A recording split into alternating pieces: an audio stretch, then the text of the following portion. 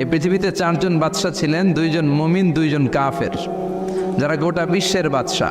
গোটা বিশ্বের দুইজন মুসলিম, দুইজন কাফের। কাফিরের একজনের নাম নামরুদ, আরেকজনের নাম বাখতানাসর। আর মুমিন একজন হচ্ছে সৈয়দনা সুলাইমান আলাইহিস সালাম, আরেকজন হচ্ছে যুলকারনাইন। তো সৈয়দনা সুলাইমান আলাইহিস সালাম আল্লাহকে বলল, আল্লাহ আমি গোটা বিশ্বের বাদশাহ, আমি গোটা পৃথিবীর সব মানুষগুলোকে একবার লাঞ্চ খাওয়াতে চাই। কি খাওয়াতে? লাঞ্চ মানে কি? দুপুরের খাবার। আল্লাহ বলবেন নো। আল্লাহ বললেন no, it's not your job Sulaiman. Sulaiman, এটা তোমার জব না, it's my duty, it's my job, it's my business. এটা আমার কাজ, আমার কাজ তুমি করতে যাও না। সাইয়েদনা সুলাইমান বললেন, আল্লাহ আমারে ট্রাই করার চেষ্টা দেন, সুযোগ দেন, আমাকে একটু ট্রাই করার সুযোগ দেন, চেষ্টা করার সুযোগ দেন। আমি একটু চেষ্টা করতে চাই গোটা বিশ্বের সব প্রাণীকুলকে, মৎস্যকুলকে, জিনকুলকে, মানবকুলকে খাওয়াতে চাই। আল্লাহ বললেন, সুলাইমান এইটা তোমার কাজ নয়, তুমি পারবা না, কাজটা কার? আমি রিজিক দেই। সেদিন সুলাইমান বললেন, লেট মি ট্রাই, আমাকে একটু চেষ্টা করার তৌফিক দেন, আমি একটু করি, দেখি না পারি কিনা। আল্লাহ রাজি হয় না, সুলাইমান নবীও ছাড়ে না। ভেজাল আছে না নাই?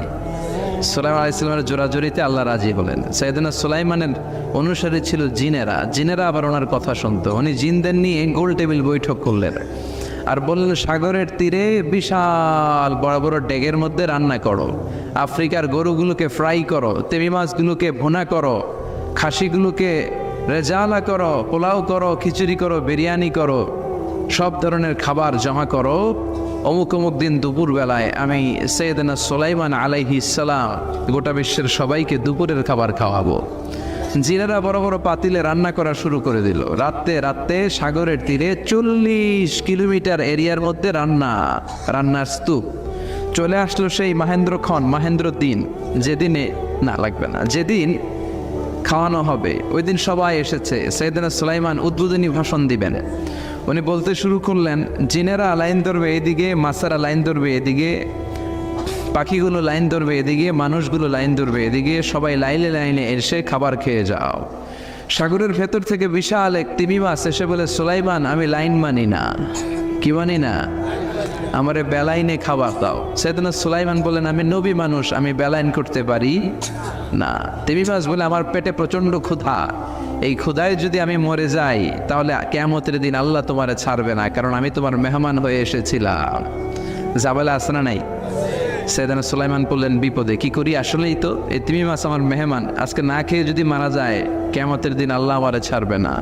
সেদিন সুলাইমান বললেন, ঠিক আছে, শুধু এই তিমি মাছের জন্য বেলাইন, বাকি সবাই লাইনে খাবে। কিছু লোক আছে দেখবেন সব জায়গায় বেলাইন করে, আছে না নাই? র্যাব আছে, পুলিশ আছে, এর ফাঁকেও বেলাইন করে ফেলায়, আছে না নাই? তো সাইয়েদনা সুলাইমান জিনদের আদেশ করে দিল, যাও আফ্রিকার একটা গরু, রোস্ট করা একটা গরু তিমি মাছের পেটের ভিতরে ঢুকায় দাও। তিমি মাছ বলল, সুলাইমান আমি হা করে রাখবো আমার মুখটা, যতক্ষণ না আমার পেট না ভরে তুমি খাবার দিতে থাকবা, পেট ভরে গেলেই মুখ বন্ধ করে ফেলবো।